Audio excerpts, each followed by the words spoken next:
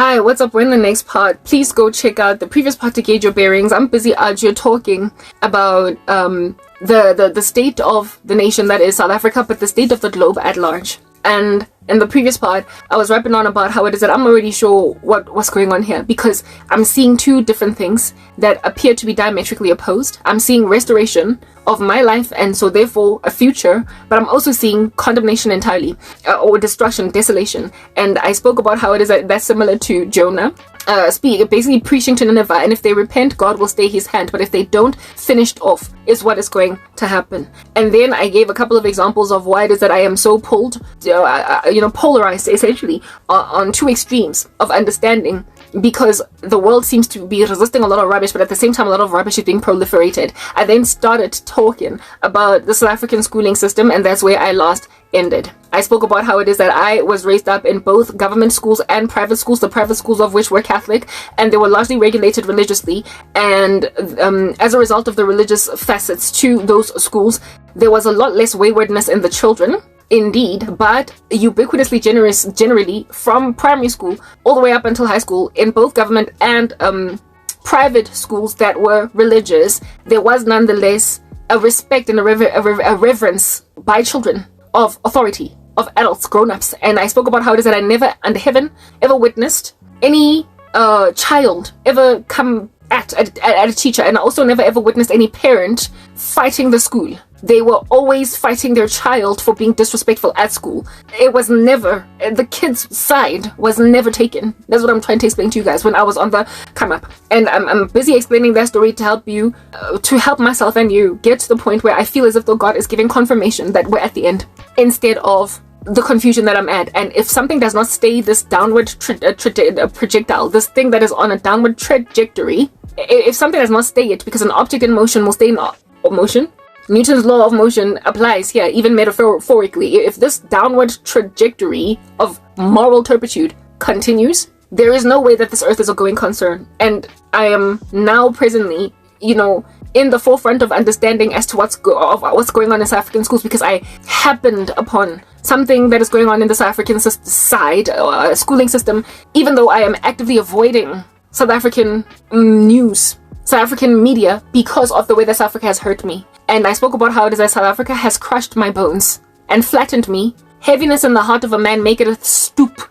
It has made my heart stoop, precisely because I gave my life to Jesus and they decided to treat me like trash. And all of this nonsense that's going on down here in these streets is being ever more so confirmed or validated, alright, by this understanding that I happened upon of what's going on, what's going down in South African schools. But before I give you that understanding and what's presently happening in South African schools, I was giving you my own context as to where I come from, explaining to you that I was born in 1984, so I grew up at the latter part of apartheid, experienced freedom when it finally did come, when I was still relatively young, and saw the transition, I guess, from the old government, the old regime, to the new democracy, and how it is that it affected the climate or the heart of the pupil, the student body of the country.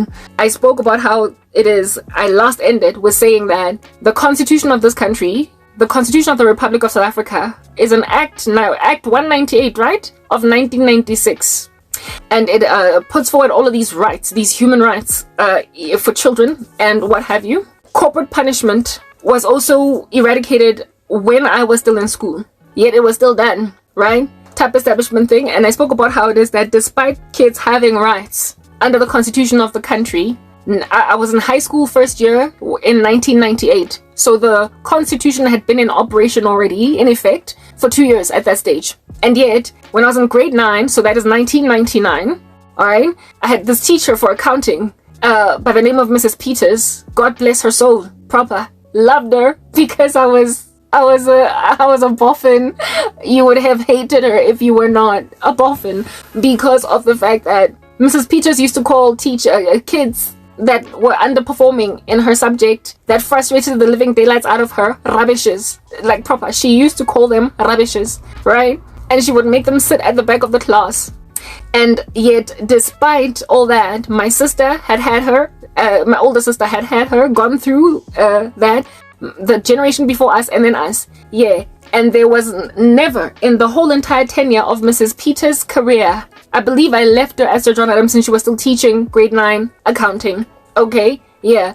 Never once was there ever a parent that came to school to lament about what would be the tantamount or the equivalent of reviling by a teacher who's out calling children rubbishes and how this is messing with their human rights to I don't know what at this particular point. All the sensitivity in children today that's making them lord it over, rule with an iron fist. Adults, figures of authority in society. It's like the world is upside down. It is absurd. Do you understand what I'm saying? No longer do children have the fear of their parents in them. No longer do they have the fear of God in them. It's just, there's no, roll that reverse. It's like they're running us and not the other way around. And a society like that cannot thrive. Do you understand? We teach children in the way that they should go, and when they're older, they don't depart from it. The admonition of the Lord, they have to be trained to respect parents.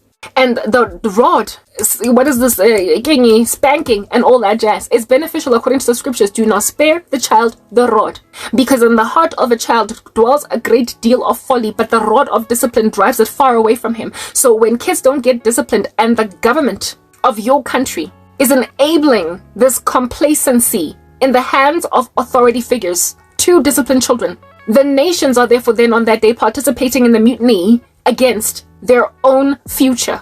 If a government is creating rules and laws to take away from the fundamental building blocks that make for solid, strong, responsible adults in children today, you have destroyed the future. You have completely decimated the future. So what the ANC did in thinking that they're fixing things was just destroy them. And for me, it's like, the ANC is made up of all of these black people that were raised under grandmother's rod. And yet they refused. They literally spared children the rod, even though they became who they are because of the rod. This is Africa. We remain still largely among the still most raw places on the planet when it comes to child discipline. And if African nations are out here putting that level of rubbish in their constitutions, giving children wide rights, far-reaching rights that make out of them lords over adults and not the other way around, out here pampering a child's ego before folly has been uprooted out of them, you are setting up society for failure. You are creating a whole bunch of pompous narcissists that have no regard for human beings, for the sanctity of human life. And that in and of themselves are going to find themselves frustrated by their own children, frustrated by their own kids, children who are telling parents what they want and not the other way around. Where it is that now you're listening to a child instead of what is best for that kid. That's why what's going on in America right now is so bizarre. Why children are now able to have abortions without parents knowing from the age of 12. Like there's like a whole government law in this country in South Africa that I heard about, spoken about maybe like a year and a half ago. This one colored lady rocking up, lamenting about how it is that there's going to be a town hall to present this particular proposed legislation, and South Africans must rise up and lament against it, complain, essentially push back, because it's trying to award your 12-year-olds an abortion without mom or dad knowing. It is trying to get your children vaccinated without mom or dad knowing. It is trying to grab children that are, that refuse to do, 5-year-olds being trained in curricula that masturbation is okay. Yeah, this is happening in South Africa. Like, she was reading this sheet of paper, and as she was reading this proposed legislation, this proposed bill, I don't know what has since happened, I was gobsmacked, shocked out of my mind, wondering, is this America? What's going on? Am I seeing double? Is this deja vu? Like, I don't understand. Because this is the kind of bizarre stuff that's happening in the West. This cannot be coming to the doors, to the shelves of South African stores, of African stores. Have we lost our minds? And to think that our government is majority black, it's like, where did you grow up? In apartheid South Africa, where there was no rod of discipline that you're now trying to spare your child from. Hebatong, ANC, do you not belong to the Illuminati or something? Aren't you just a bunch of Freemasons trying to destroy South Africa? Why are you setting children up for failure?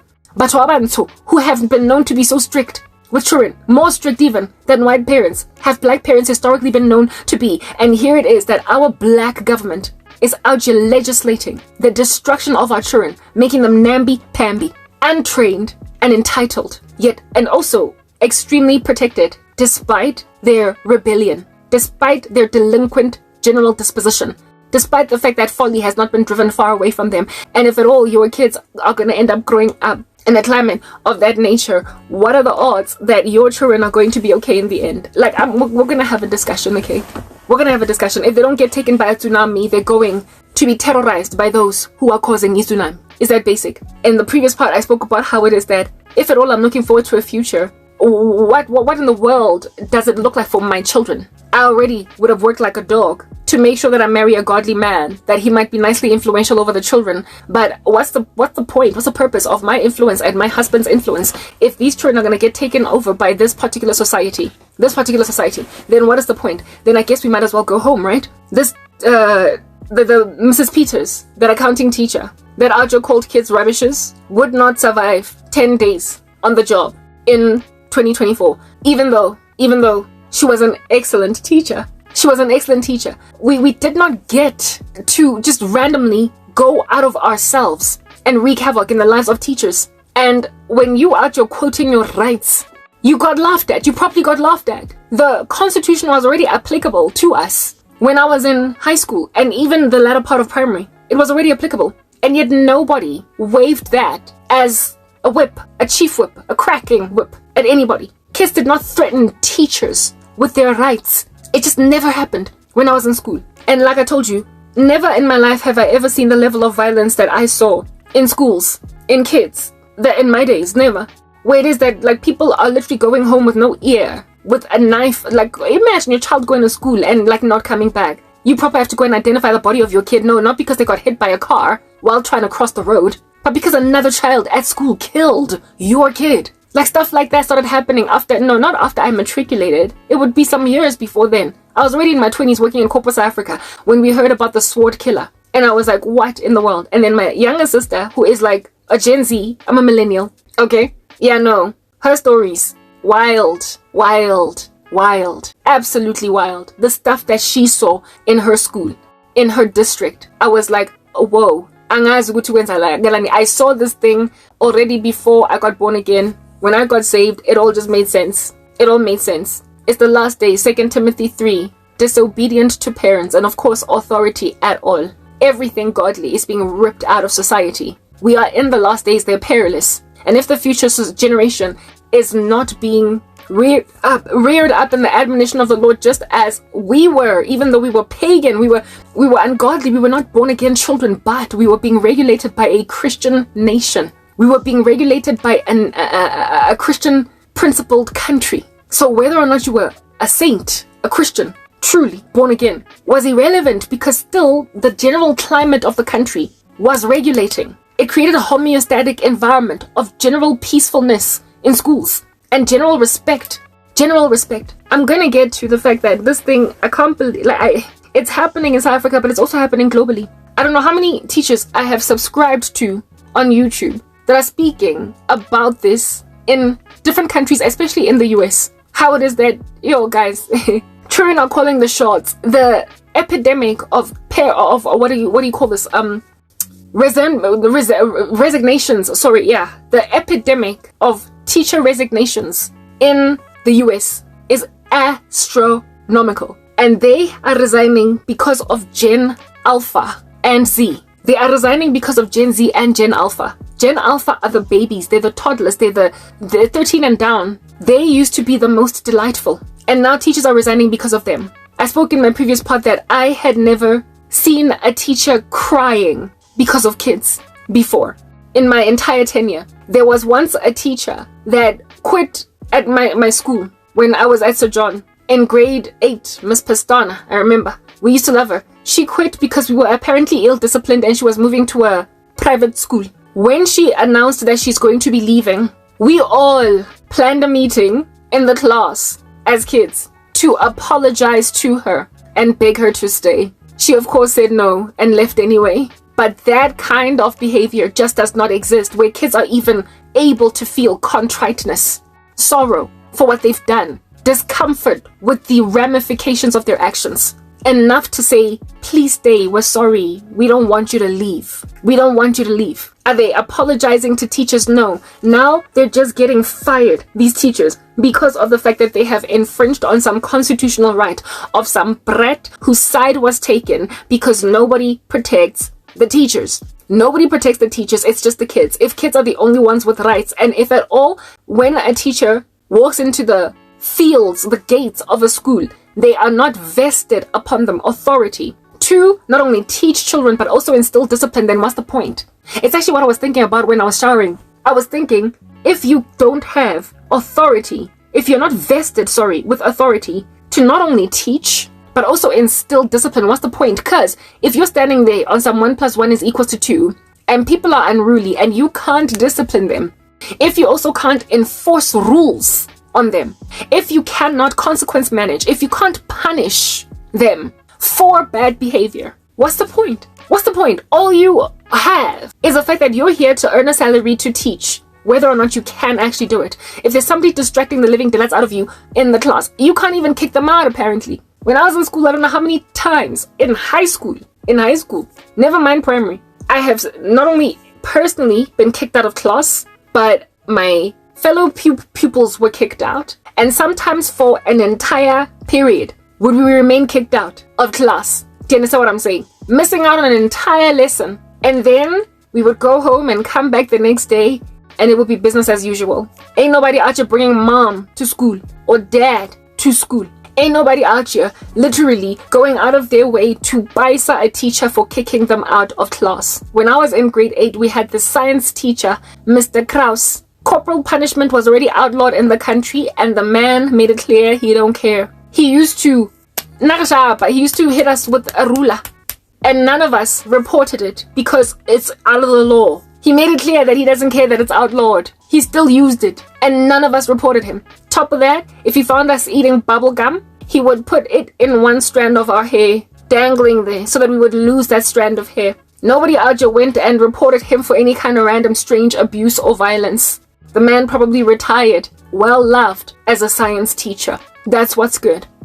Now, if you kick a child out of class for being unruly, for wreaking havoc, you can't just say, John, Pumpele, Tsepo, get out of my class. And then Tsepo's out just sitting outside with everybody walking by. It's like proper. Yeah, I've been kicked out of class so much in my entire tenure in primary and in high school that essentially by now I should be sitting on like a multi-million rand lawsuit, having sued my school for infringing my constitutional right to an education. So I mean, if an unruly child can't be told get out of my classroom, if an unruly child cannot be told get out and sit outside in just Njefela outside the classroom over there, if an unruly kid cannot be told that, what right of recourse do you have as a teacher to deal with them in the classroom? Well, what right of recourse do you have? Well, what can you do? Just take this buzzing fly in the classroom in your stride. That is what is expected of teachers. Like, you know, when a law-making body do not consider the potential ramifications of their stupid laws. I'm gonna go on right ahead and tell you what it is that I happened upon on YouTube. This guy that used to be a teacher for 10 years in South Africa, he has a YouTube channel where he shares his life journey and whatnot, and that is the video that I clicked on and I listened to it. And he said that he quit his job because there's an epidemic, a whole mass exodus of people from the teaching profession because of all this rubbish with the Gen Zs and the Gen Alphas. Do you understand? This man was telling a story about how it is that so first of all, I clicked on, the only reason why I actually clicked on that video was because the name of the title of the video was Glen Vista High, commentary on the Glen Vista High fight between teacher and student. Commentary on the Glen Vista High fight between teacher and student. So because I went to a school in the south of Johannesburg, I know Glen Vista High. We used to play netball with them and all that jazz. So because it was so near to home, I clicked on it. Otherwise, if it was any other school, I probably wouldn't have clicked. I clicked on this video and I listened to this guy speak. And then he was like, my comment on that whole incident at Glen Vista High. First, before I give the comment or my, whole, explanation of the thing, let me tell you my own experience. There was once a kid who, in a school that I used to teach at, that elbowed a teacher in the breast. He used some other word that I just felt like, dude, you could have been a lot more decent. All right, this kid elbowed a female teacher in the breast, injuring her. Okay, Because iPads, like electronics essentially, are supposed to be used only for school stuff. You are not supposed to use it for any other purpose during school hours, during working hours. And the rules of the school is that if at all you are found using your iPad for playing games or anything other than doing school, we can confiscate it, right? So this teacher sees this kid playing with the iPad, however, not doing school, and she attempts to confiscate it from him or her. The guy did not make it clear if it was a boy or a girl, okay? Confiscated from the kid. And this kid was like, get out of my face, and elbowed. Whoa. Yes, just the thought of it makes me, like, it makes me wince. Like I could never fathom any kid in my time elbowing a teacher. Elbowing a grown-up.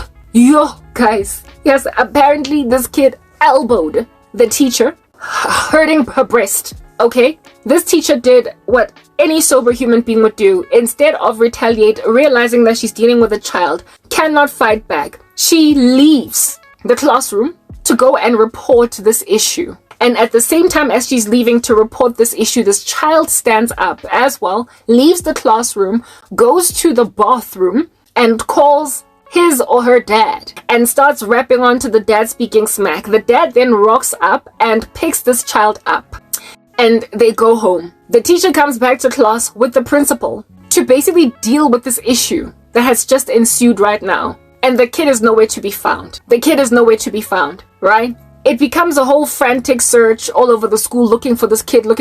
So eventually they call the dad, they call the parents on some, your kid is not in school, he just left. Or she just left. I can't remember if it's a boy or girl. Let's just say it was a girl or a boy. Let's say it's a boy. He just left. Okay. The dad is like, why did you leave my child unattended? I'm out here paying fees. I leave my child in your care, in your custody for the day, and you lose my kid. Why in the world has my kid eluded you? You have basically walked in a dereliction of duties. My kid's life is in danger now. My kid is nowhere to be found. You're supposed to know where this kid is at.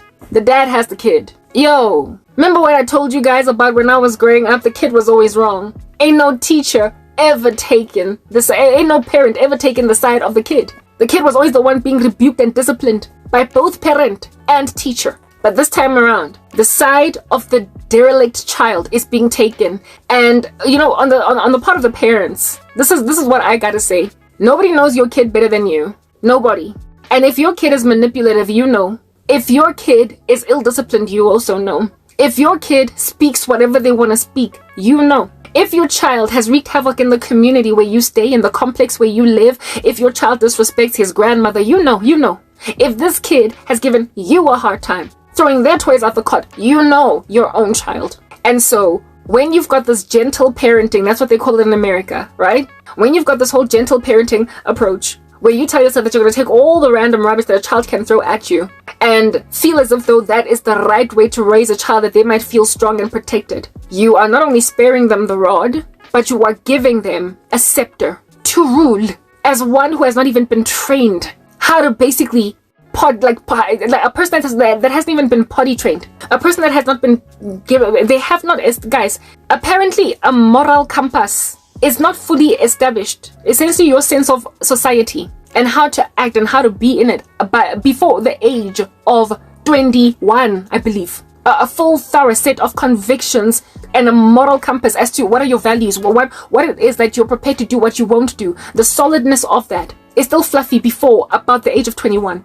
So you can be tossed to and from your values up until the age of 21. If you have not established a solid conviction or a moral compass yet, because you're just 16, why are you out here making like Hercules or Zeus with a scepter, ruling the oceans, the sea of humanity? Why is that even a thing? Why is that even a thing? And yet parents are giving children scepters like kings now, like queens, to basically be in charge of their own destinies without giving them a foundation. It is no wonder the world is falling apart, cracking at the seams the way that it is presently. Anyway, let's just go back to the story. This dad lies to the school, says that he doesn't know where his kid is at, and then next thing, everybody's looking out for these kids. Everybody is running around all over the show. They don't know where this child is at. The dad then rocks up at the school, lawyered up, like he's out here holding an advocate all up in his armpit, an attorney all up in his armpit, And this lawyer man then starts to rap on and on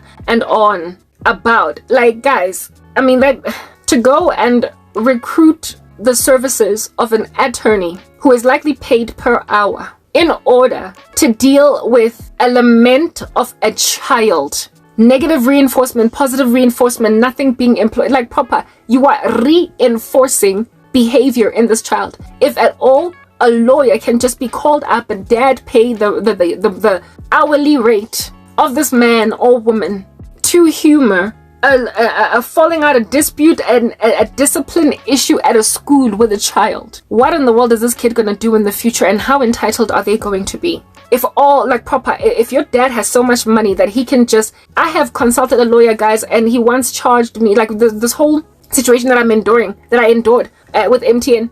I went to some law firm in Sandton, and this dude was out here telling me about how it is that he charges 2,500 Rand an hour. So, I mean, how much money did that man have to not only get a lawyer on the phone, but drive to the school and engage in this little debacle? A kid goes on right ahead to disrespect a teacher in class, elbows the teacher in the breast, and dad parts ways with 2,500 Rand just to threaten some teachers on behalf of a kid that he knows. When you know your child, you know your child, you know your child. And so, my goodness, what kind of a society are we drafting here? Are we building? Exactly. Here it is that this man then rocks up with that level of deception in a household. I mean, just the fact that the dad could deceive the school into thinking that the kid is missing. That for me was just like it was a killer, it was a shocker, it was a kicker. Just like the jaw droppers in the song that I wrote, yeah, Adele, Daydreamer, they are jaw droppers. Look good while they stalk, are the subject of the talk would. Yeah, you get my point. Ridiculous. This man rocks up with the lawyer, talking about how it is that you've lost my child. The whole school is up in arms. Like, basically everything has stopped now for the day, and they are just looking for a child that is sitting comfortably either in daddy's car or is at a home or whatever. The dad eventually admits that the kid has been found, but the whole premise of their argument was, you were not supposed to leave these kids unattended. And there were cameras, oh yeah, mind you, there were cameras in the classroom. That's what this guy also said, that captured all of this evidence, right? But apparently, allegedly, those cameras can only be used in the case of theft. They cannot be used to micromanage children. They are not there for the purpose, like, you know, law and the loopholes, like, proper. I don't even know how anybody can be a lawyer and a Christian. I don't know. I do not know.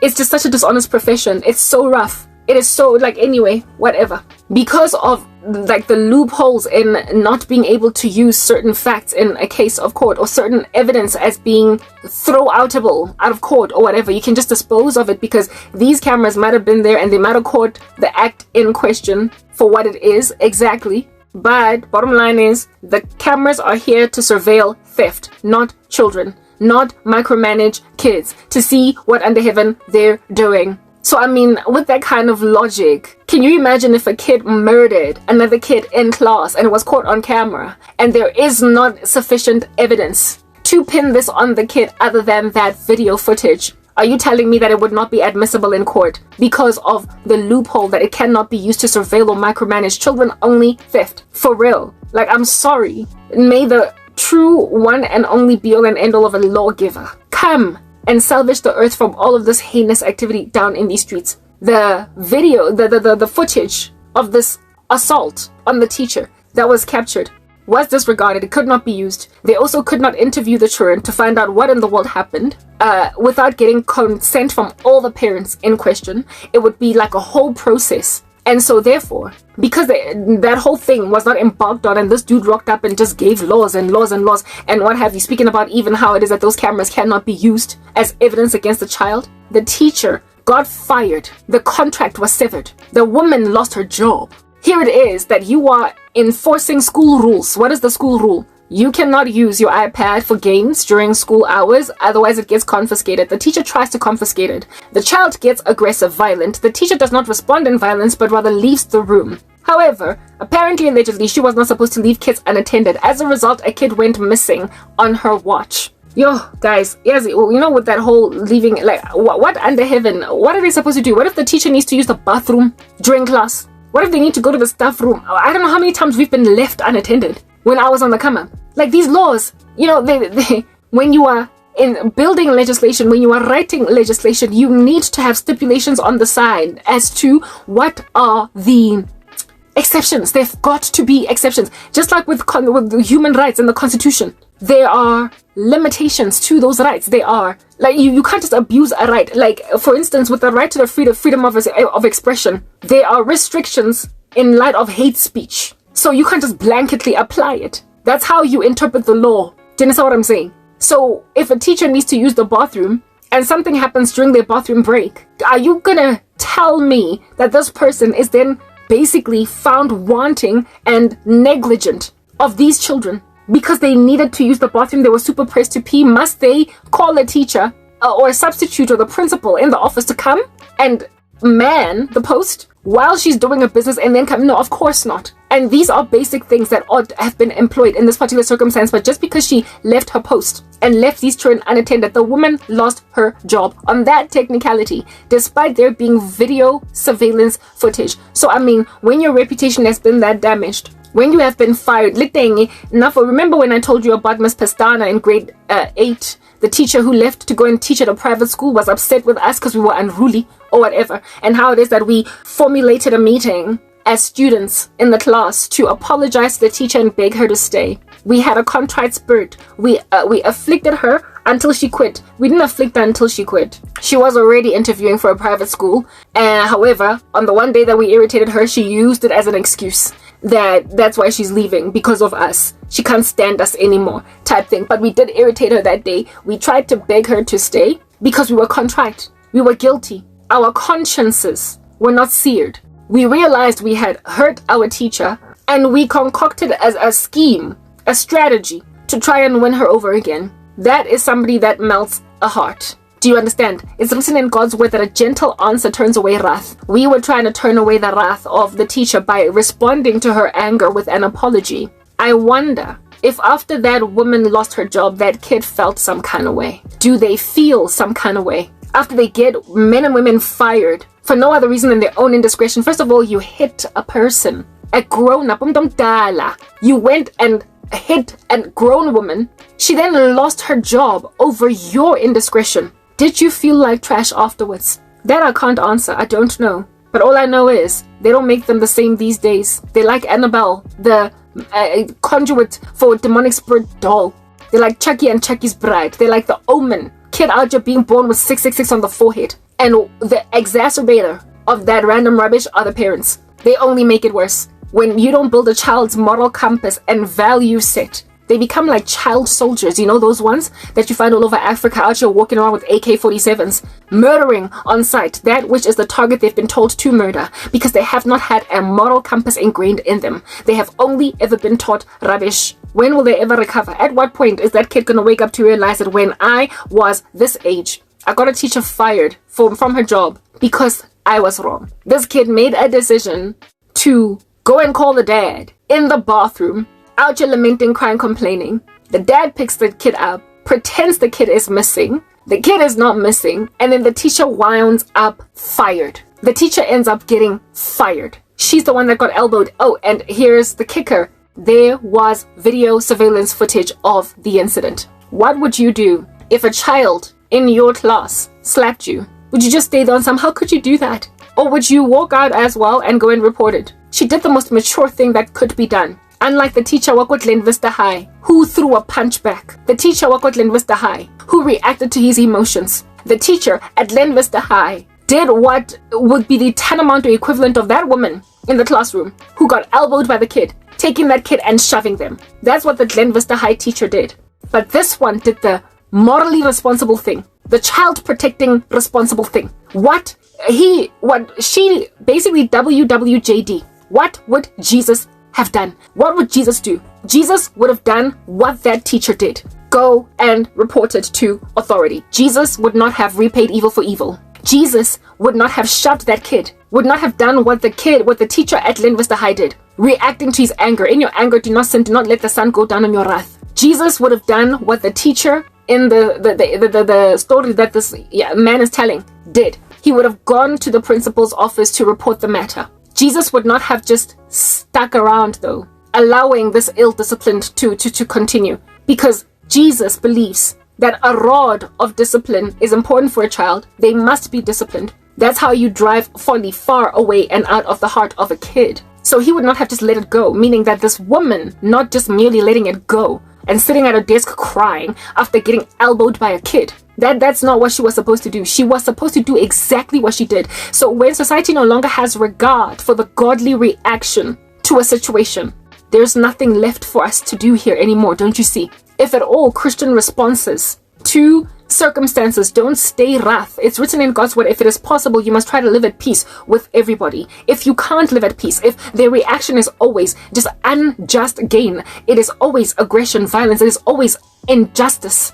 If the response to a gentle answer does not turn away wrath, where it's worthless, there's nothing worth it, there's nothing left. You understand what I'm saying? Like, what's the point of doing anything anymore? When I was taking a shower, I was thinking, if once you start working a job as a teacher, you don't get vested in like proper authority over you. You don't get anointed with authority, almost like being knighted with authority to not only teach but also discipline. What is the point? Because teaching on its own is not going to cut it. We got through school because we were both taught and disciplined. When we went out of line, we were disciplined. So if teachers cannot discipline kids because that's against the constitution, the law of the country, what the heck is happening in schools? Like, I don't know.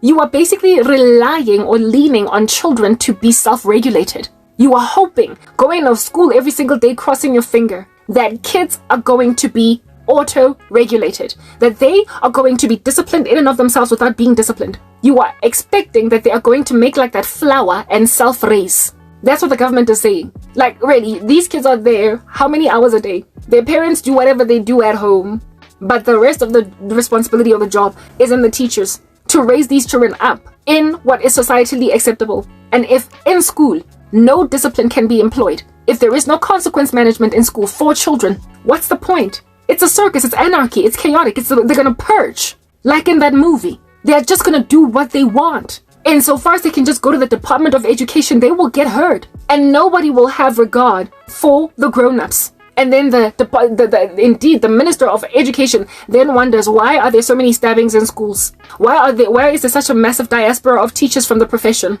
Why are kids being killed at school? Why under heaven are fights so violent that people lose teeth, that people lose ears, that people lose fingers in school? Why is a kid ending up in a wheelchair after a fight in school?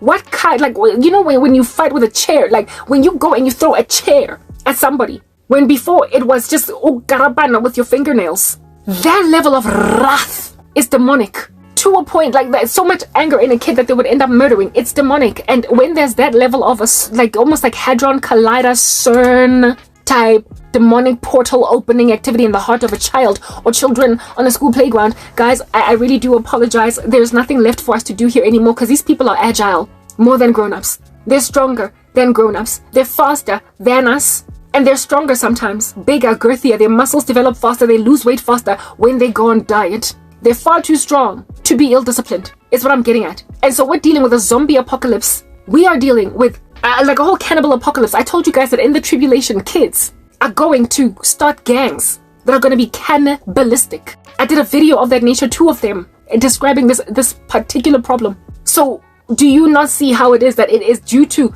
laws by our own governments, essentially purge laws by our governments, enabling all different kinds of crimes to be committed? Do you understand? By citizens on the ground, justified by their human rights, tolerating them in all of their myriads of colors of insanity. Because at the end of the day, we need to be a lot more tolerant in modern society. And human beings on the ground looking at these laws are also obsequious and fawning over the suggestion of them, because they are unprepared and therefore ill-disciplined, and so being unprepared to look into the ramifications of the potential ramifications of such laws, the potential implications of such laws when employed, effected in broad daylight. That woman got fired, despite likely, this is what's good, right? Despite likely her principal and other teachers around feeling sorry for her. Imagine firing a woman, her packing her bags and everything, her laptop, her desk, clearing it, in front of kids, some of whom might have felt bad for her, having seen this thing happening. Others, however, laughing on some And that kid that got the teacher fired, feeling like, yeah, you deserve it. Imagine her doing a walk of shame, going to her car, leaving, unemployed, with that rap sheet, looking really bad, and so therefore making her chances of getting a new job abysmal. While everybody knew that she's innocent, including teachers and the principal, everybody. Do you understand what I'm saying? That was a teacher and grown up in that circumstance, and some of the children likely understood what was the right thing that needed to happen. And yet, injustice prevailed, and a pompous man felt proud of getting a woman fired from her job, even though he knew his son. He knew Hlongwane was wrong. So you're just gonna go throughout society and just feel like costing people their careers, costing people their entire futures, bread on their table in a country that's already struggling with an epidemic of unemployment. Because your kid decided that they're gonna lie about a teacher when you know your own child. That man has just contributed to the plunging statistics of the country. Violence in schools, unemployment. It just, guys, there are so many myriads of socio-economic problems and social-political problems that can spur from a situation of that nature. And if you add a multiplier to it, it then mushrooms, right? And spreads like a gangrene all throughout the country.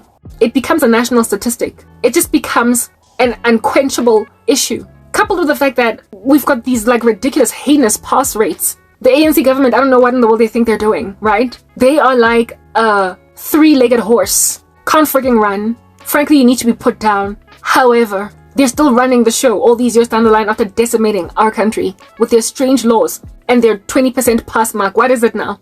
When I was leaving, they had reduced it to 35%, so I wouldn't be surprised if now it's sitting at 20%. Like proper, this is this country. This is South Africa. The situation in Vista High. I did not even research it, study it, find out more, click on a news article, because I don't want to hear much about this nation. I'm angry at South Africa, but I would imagine it has something to do with the fact that the student is the one that provoked the teacher to a point of fighting. A man does not just throw away his entire career, Joe, over some stupid kid because he's got temper issues and just has not been able to bridle them. When you don't have a history of violence, you had to have been basically taken to the end of yourself. I don't know what's happening to that teacher, but all I know is that likely he's probably facing criminal charges. So unless some miracle from God happens, his future is not looking bright. But there are people sitting in the annals of schools empathizing with him because, I mean, to get into an altercation that would even make news media with a student, something had to have happened. I have been personally severely mistreated by teenagers because of my poverty, because of what I'm going through. I've been severely mistreated by teenagers that just yesterday were very good peoples with me. And just because of what it is that I'm going through, called me all different kinds of menacing names. They called me a hobo, a beggar, essentially just worthless. Family members, kids, nieces and nephews. My own little sister has treated me like the scum of the earth because of what I'm going through. And the root cause has always been their parents. The root cause has always been their parents. No discipline. When you just allow a kid to walk on top of the head of a grown-up, you know your kid, you know your child. These kids are like ones who are given free rein to terrorize because their parents are not about to rebuke it.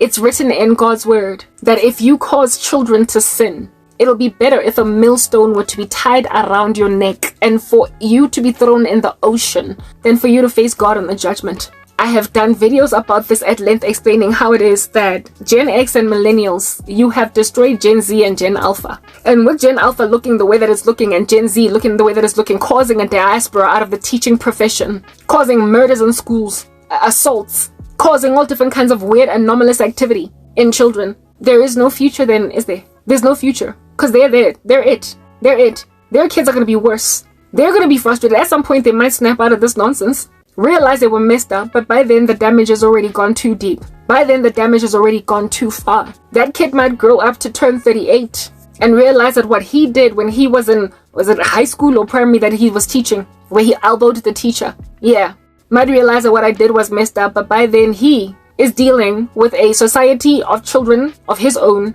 that are unruly. What that man is doing, I don't understand. How in the world a society survives sons like his? No one survives a society that has children like his.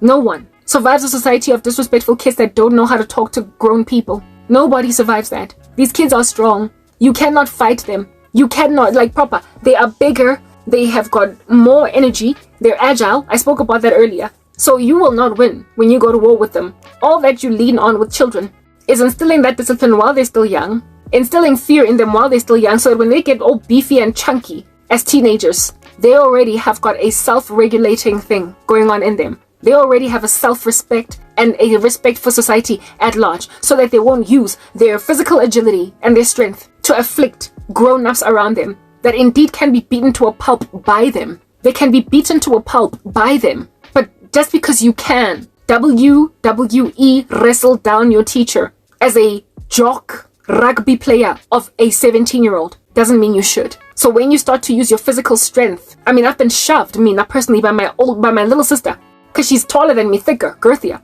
Just because you can doesn't mean you should. And what is the thing that inspired that insanity? A lack of discipline by my mom. A lack of instilling in her respect for, never mind her older sister, but just people that are older than her at all, authority. My younger sister has ever since then grown a couple of years, and I don't know whether she's contrite. I don't know whether she has regret for what she did. Just as I don't know if that kid regrets today for having caused the firing of her teacher, of his teacher. But what is imperative to understand is that that folly that dwells in the heart of a child is ubiquitous now. There are people complaining across the globe. This gentle parenting is not working. Gentle parenting is not working. It is causing an epidemic of disrespect in children for never mind just their parents or teachers in school, but society at all of grown-ups, thinking that they can raise each other and live in a child earth that has no adults in it. And that, my dears, is the kind of stuff that 2 Timothy 3 is made up of. Disobedient to parents, always learning, never coming to a knowledge of truth, having a form of godliness but denying the power thereof. I don't know if South African schools are still singing hymns at assembly.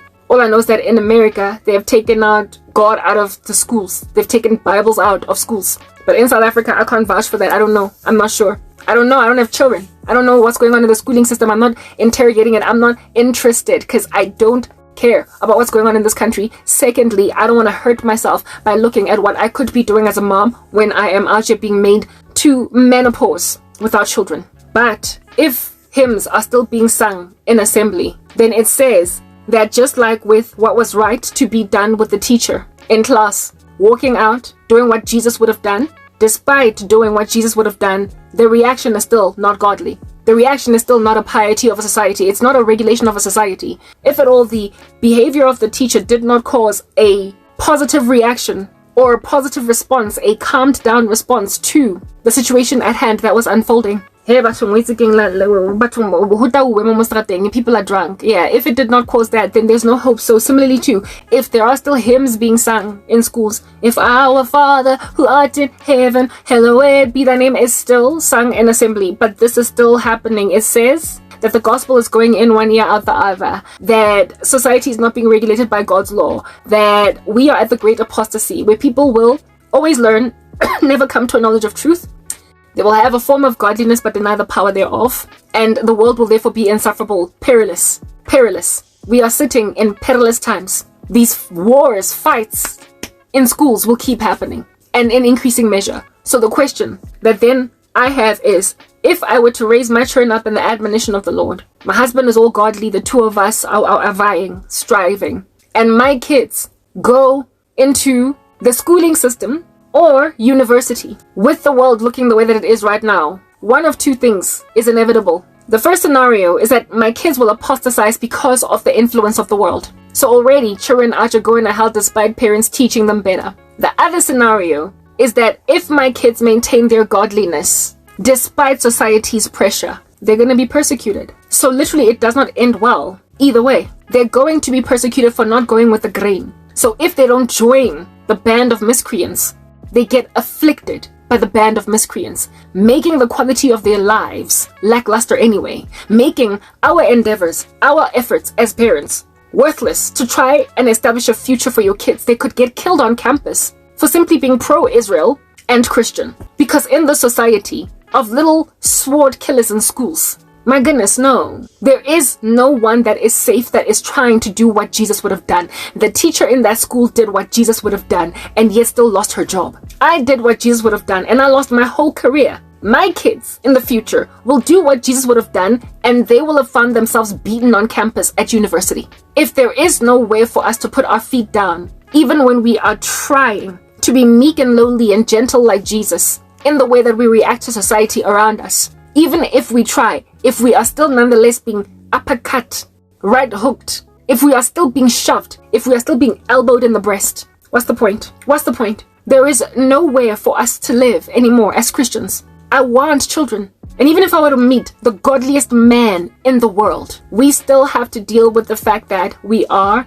decades away from the day we will have to attend our child's funeral because they were killed in a protest at a university for being Christian and pro-Israel, or we are decades away from facing just comfort and support of a child that's going to come back from school bruised and beaten for standing for Christ. We are a decade or two away from having our kid come back suspended from school for standing on their Christian values. What like proper in primary school, high school, a godly kid is still going to be teased and mocked. So if it is no longer feasible for Christians to live in society, either they must apostatize or be persecuted even unto martyrdom, then I guess we gotta go home. If the trajectory, if the projectile looking into the future, if the perspective is that bleak for Christianity because of what it presently looks like right now, it makes sense why the Lord would stay a woman from having a husband, even if it's the godliest man in South Africa or the godliest man in the world at all. Bottom line is, the future that we are going to try and build for our children is dead. It appears dead. And the only way that this future might still live is if the present generation repents, is if the dad of that deadbeat kid, or rather, if the deadbeat dad of that kid who is making that kid deadbeat reacts by, wenzeni Tshepo, why nawe ukhale bathroomini? I'm coming to the school to get both sides of the story. If that dad had done just that, that kid might have been saved. That kid's soul might have been saved. But instead, that kid has got now the blood of a teacher on his hands because the dad went and exacerbated an issue and literally reinforced wicked behavior of a child. And that's happening on a multiplier across the show. So the only way that there is a future for my children in the country is if the dad of that kid reacts by listening to both sides of the story and then going home and disciplining his child for elbowing a teacher. What are you doing? Why are you elbowing? Why was that dad not perturbed by the fact that mistress? Why was that dad not afflicted by the fact that his kid physically assaulted a teacher? Why was that not on his list of things to address? Instead, he got a woman fired. He brought a lawyer to school. The only day that my kids are safe growing up in this society is if that dad, that proverbial dad, that metaphoric dad, that dad added on a multiplier to South Africa, decides to listen to the ground and hear for WWJD. What would Jesus do? If that man decides to heed the fact that he's living in a Christian country and we don't just do barbarianism, we don't just do lunacy, we don't just let kids swing on a chandelier like Sia and do what thou wilt, for that is the whole of the law. Unless that dad repents like Nineveh, there's no future, never mind for South Africa, but for the earth at large. Because like I said, this issue is not just in South Africa. It's global. The whole teacher diaspora issue, the exodus from the profession, the problems with the Gen Zs and the Gen Xs, and not Xs, but the Gen Alpha. It is a global epidemic. It's a global issue. I am presently subscribed to teachers who have quit the profession, who have dedicated their entire YouTube channels to talking about this issue on YouTube. It's not South African only. So we are going home, guys. We are very potentially going home. Seeing as the Lord is showing me both sides of the coin could ensue. If they repented, then the Lord would stay his hand from finishing this thing off. But if they don't, if that dad continues to call some lawyers instead of hear what Jesus would do, instead of go to the school, instead of realize that, you know your own child. You know your own child. Because the dad refuses to do introspection, the rapture must happen. Because there is no future in a world full of kids like that. Because they are the future. And if they look like that, there's no future. That's what I'm getting at. But at the same time, there's those middle schools kids in the US protesting against the furries. However, if the adult conglomerate are resisting children who want to do what is normal, what is the future? Which is why I asked myself, in that scenario that was told by that dude on YouTube, were there any kids in the classroom that were like, ma'am, this kid got ma'am fired? Did other kids not be like, my goodness, what, like next time I talk to you strange sideways in some other funny way, you gonna call your dad on me? and get me expelled from the school? Is that what you're going to do? You're going to pull in a favor with your dad? I wonder if there are other kids in the school that were like, ukubisitse mistress, ukubisitse ma'am, like you proper cost ma'ams, you cost her job. You were wrong, dog. And you cost the teacher her job. We saw you. You elbowed the teacher. You spoke smack to her. You profaned her. And now she doesn't have a job. Yo, mina yaksaba boy.